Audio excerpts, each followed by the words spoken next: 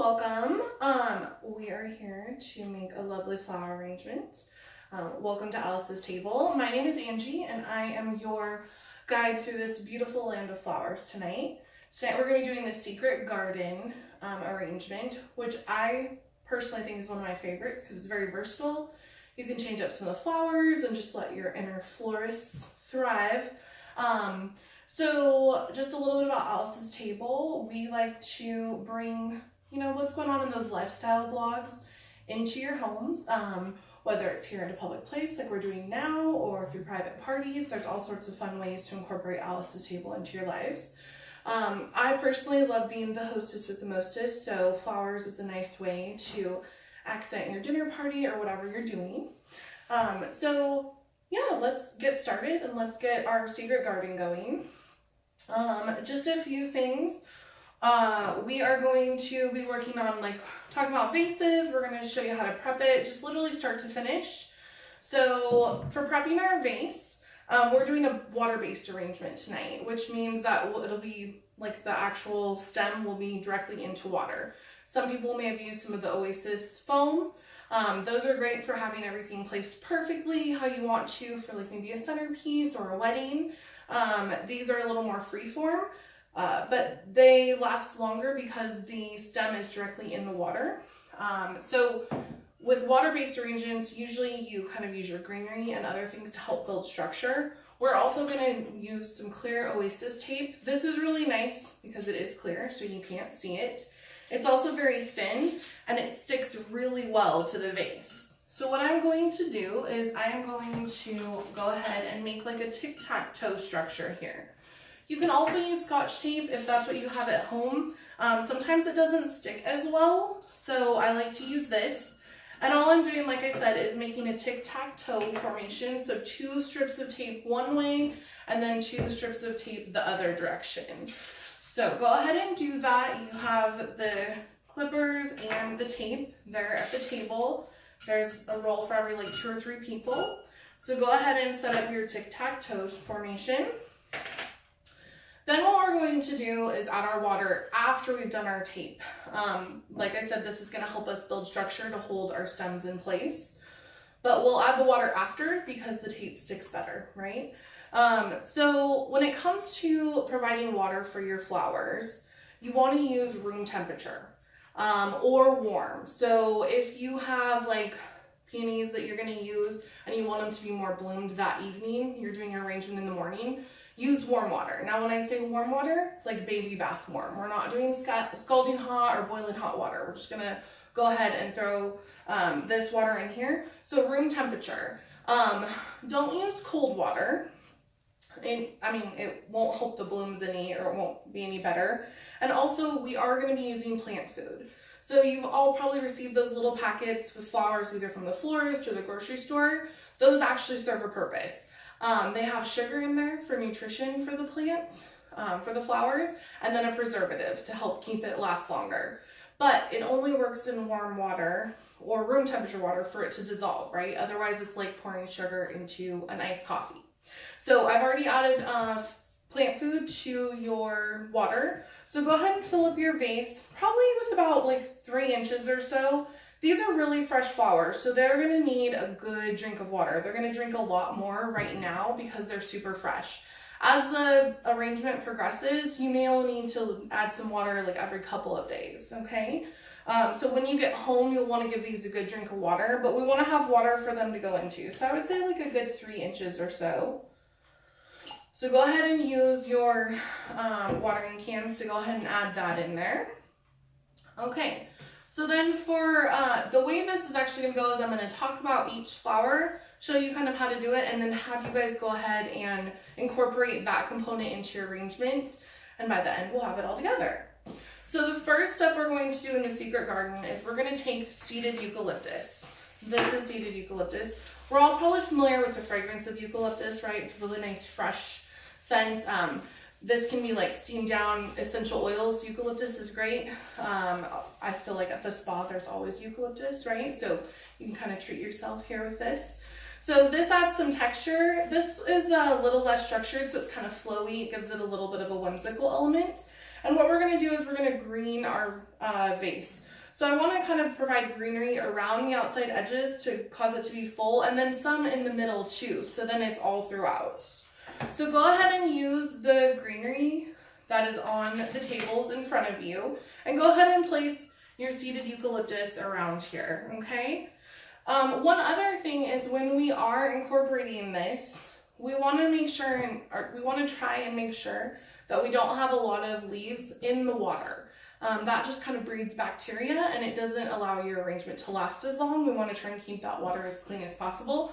So be mindful of it. But with seeded eucalyptus, it's kind of nice to leave a couple leaves, maybe, not in the water, but actually under the tape line, so it kind of holds things in place. So go ahead and just start greening your vase here. Seeded eucalyptus is one of my favorites because I feel like it's really flowy, but you can also have a little bit of structure if you want to incorporate that. I also love the seeded part because it adds just a fun texture to it. But I encourage you to play around with lots of different greenery and just whatever catches your eye at the grocery store or the flower market. So go ahead and just green this up so it gives it some nice structure and flow.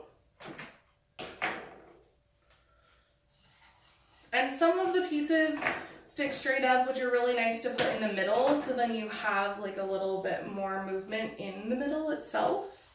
So just play around with it. The other thing that you can do is kind of keep some of the extra clippings, like these little leaves I pulled off. If you have enough of them at the end, then you can place it at the base of your arrangement at home. So it makes a really nice just addition on the table, especially at the holidays and stuff like that. So once you have it greened, and like I said, you can have it a little more flowy or a little more structured, it's up to you. So now that we have it greened, we're gonna go ahead and move on to our next part, which is our mums. So our mums,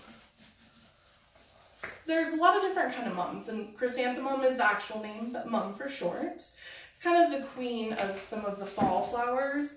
It's really nice. I like to use my rose stripper, and you guys all have one of these at your station. So there's the metal part.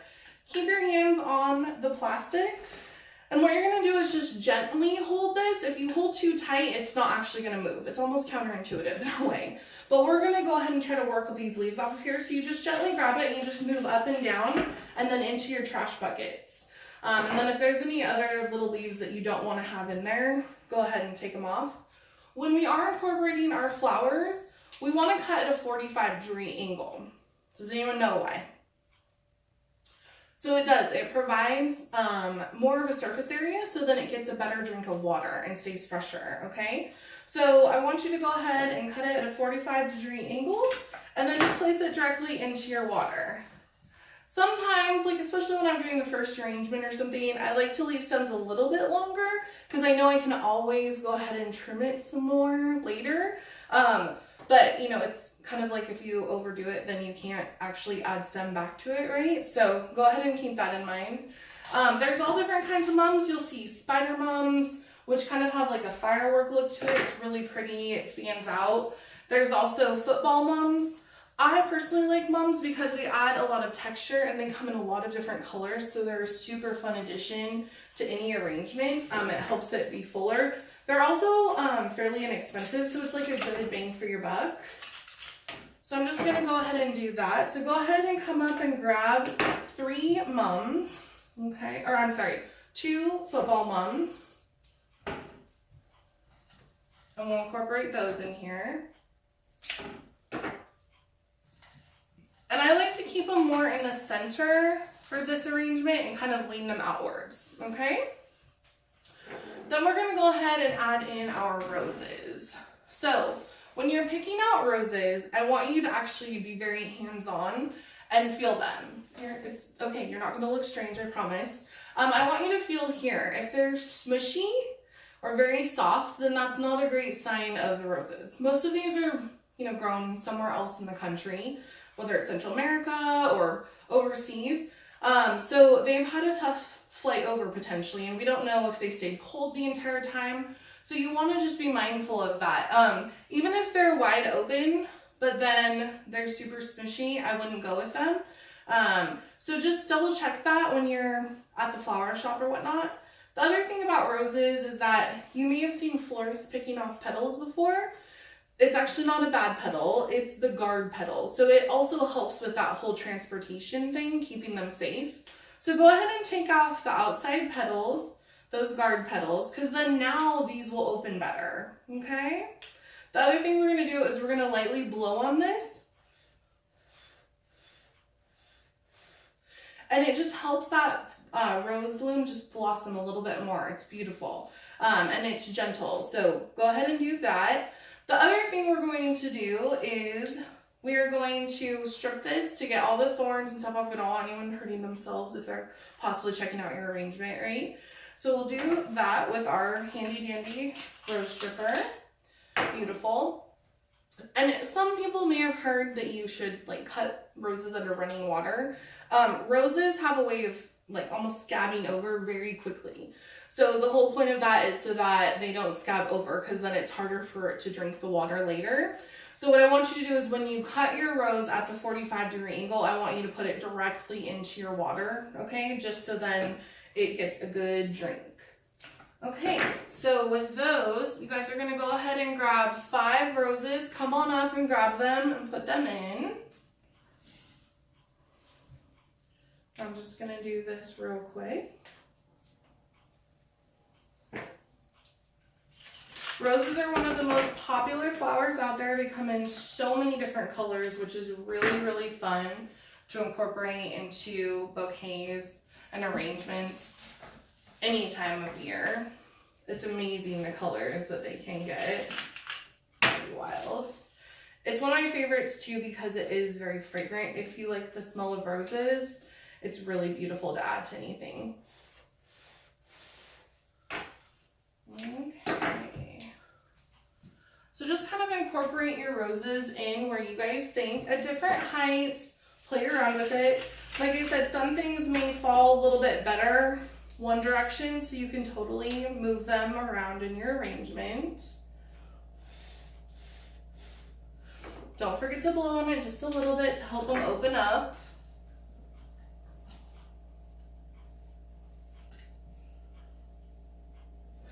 Another thing to take into consideration, you guys, as we're putting together these arrangements, is the look of the arrangement, like the balance of it and the structure. If you want it taller, if you want it wider, but we want it well balanced. So we want to make sure we're looking at it from all different angles. So as you turn it, keep that in mind, okay? Another thing is we're looking at it from above, but a lot of times this may be on the table for dinner or something like that. So people are going to be down here looking at it. So make sure that you're looking at it from all different levels and see if there's any holes or spots that you're not really liking. So we'll go ahead and just finish incorporating in our roses. And then we'll go ahead and add in our spray roses.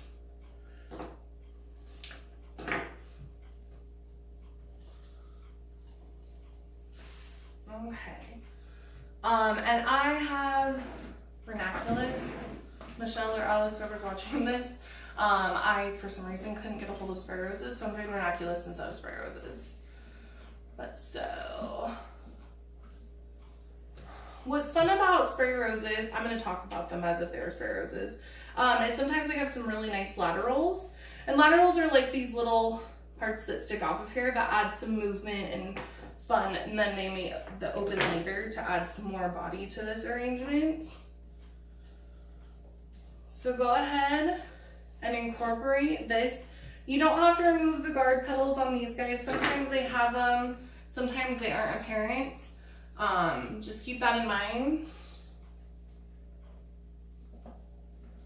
So we're going to do 3 spray roses just to kind of fill out the rest of that bouquet.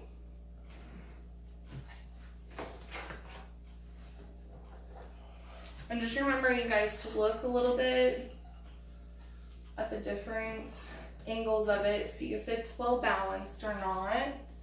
And you can always move flowers, you know. What's beautiful about that Oasis tape is it just keeps things in place, so you can kind of do a little tryout and see if it's working like you want it to. Spray roses also come in so many different colors, so it's a really fun little accent here and there. Okay. So now that we have our arrangement with our spray roses, our mums, and our large roses, this beautiful seeded eucalyptus, our last component is our wax flower. And so it just is our textural piece. So it adds just another little element. And I love wax flower because it comes in so many different colors. It comes in your basic white, then it has like this kind of purpley touch. There's pink, almost a reddish auburn color. It's beautiful. So this one to me is really fun. Also because it has a lot of these laterals, so you can get so much from it. And it just helps kind of fill in if there's any holes in there. So just play with that. This one, it does have a lot of little kind of branches or a lot of these little leaves. I try to kind of get most of them off. It just helps with that bacteria thing we were talking about. So it keeps things fresher. So then go ahead and just fill in where you feel like you have some holes here. It's so nice, and it has a little bit of a fragrance to it that's really light and refreshing. So you can put in this wax flower. And this is where I like to just look around because maybe there's some spots that we need just a little bit of life here. It just seems a little bit dead. So we'll pop that in there. Maybe a little more up here.